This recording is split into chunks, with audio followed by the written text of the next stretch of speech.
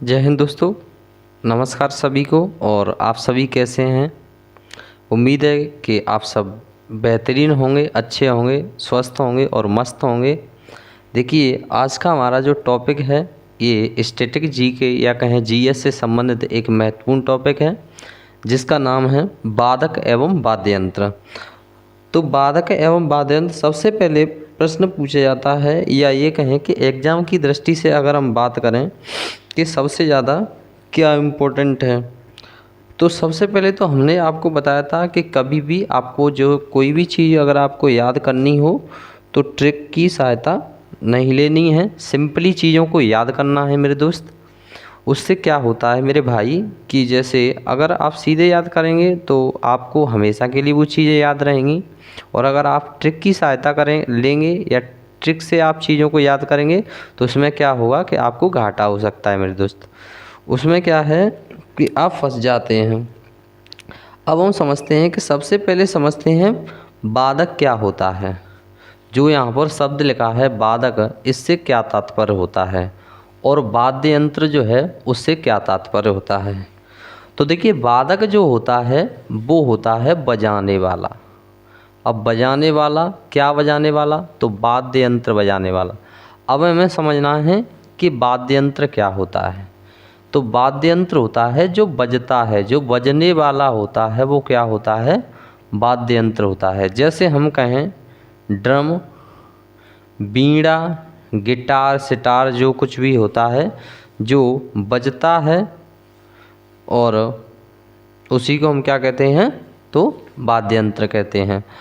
अब ऐसे कुछ वाद्य यंत्र हैं जो प्रमुख वाद्य यंत्र हैं, और उनको बजाने वाले वादक जिनको हम कहते हैं वो कुछ प्रमुख हैं। उनके बारे में अब हम समझते हैं। तो आज हम समझते हैं एक प्रमुख वाद्य यंत्र जिसका नाम है तबला।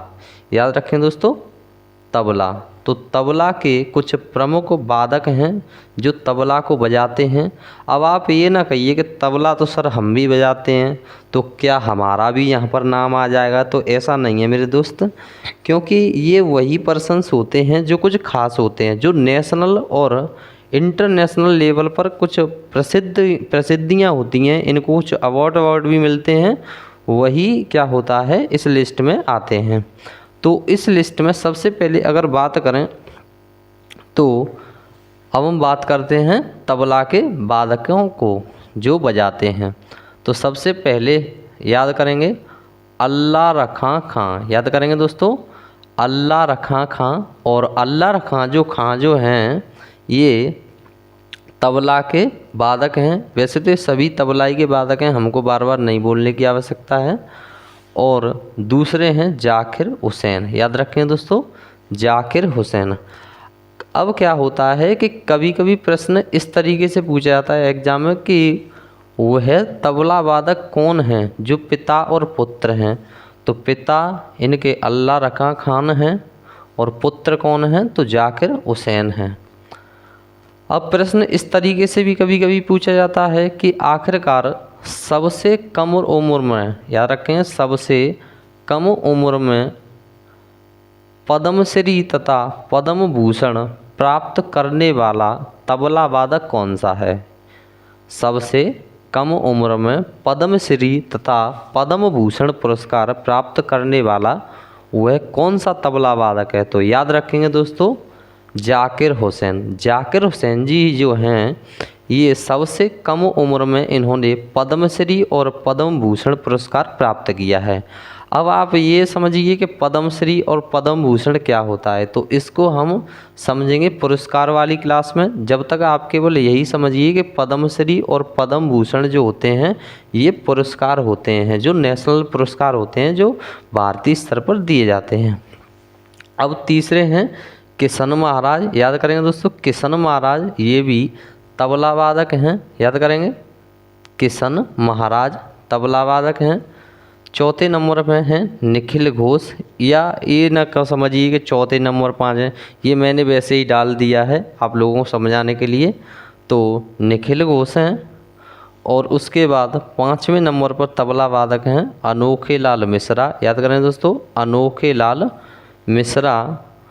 6वें नंबर पर हैं स्वपन चौधरी, याद करेंगे स्वपन चौधरी। 7वें नंबर पर हैं लतीफ़ खां, याद करेंगे दोस्तों, लतीफ़ खां। 8वें नंबर पर हैं विक्रम घोष।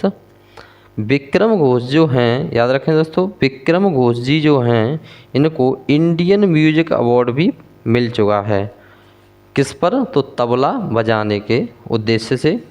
9वें नंबर पे हैं वो हैं गुदई महाराज।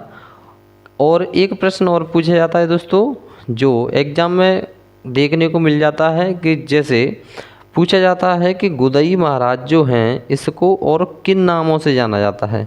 तो गुदई महाराज जी जो हैं इनको समता प्रसाद के नाम से जाना जाता है, याद रखेंगे, समता प्रसाद। उसके अलावा 10वां नंबर या 10वें नंबर पर हैं सुखविंदर, याद रखें दोस्तों, सुखविंदर। अब हम समझते हैं बीड़ा के वादक जो बीड़ा बजाते हैं।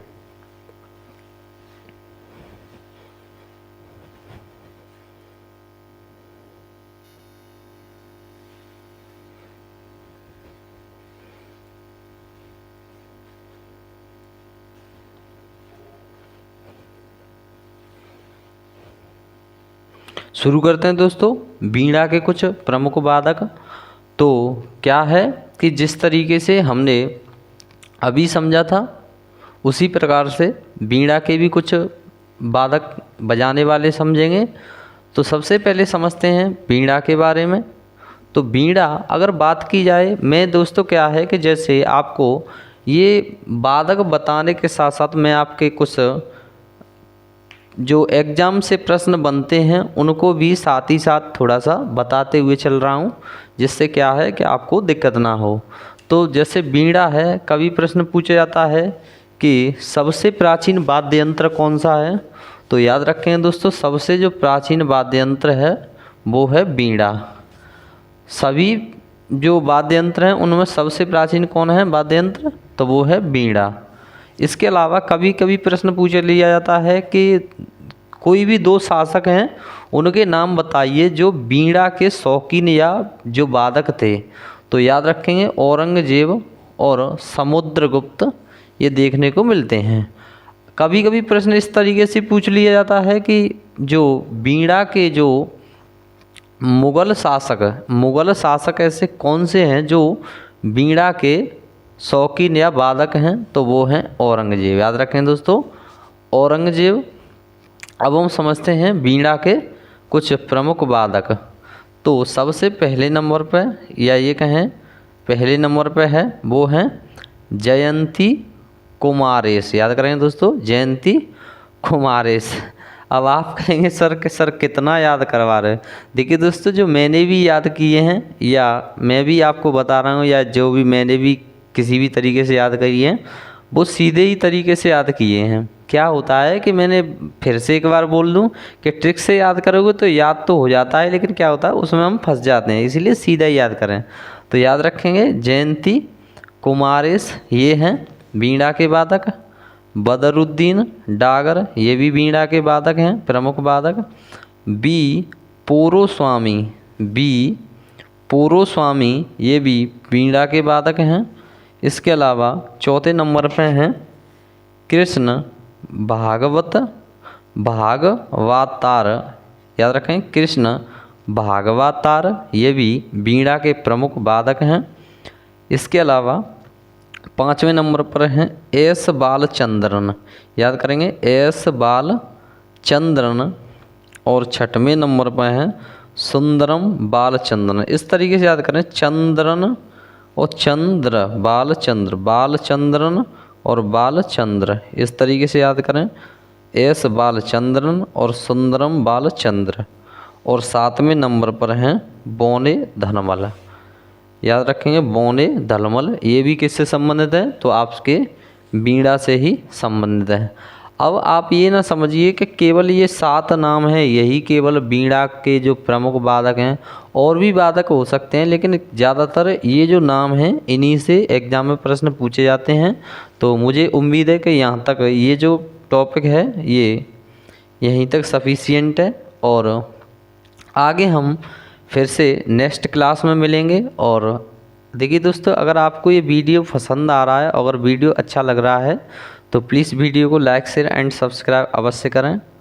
और मुझे कमेंट में ये भी बताएं कि मैं कुछ गलतियां कर रहा हूं तो उनको भी बताएं, जिससे मैं कमेंट के माध्यम से अपनी उन गलतियों को थोड़ा सा सुधार करूं और मैं आपको एक अच्छे ढंग से और भी मेहनत तरीके से आपको समझा पाऊं। तो thanks for watching this video and मिलते हैं नेक्स्ट क्लास में। तब तक के लिए जय हिंद, जय भारत।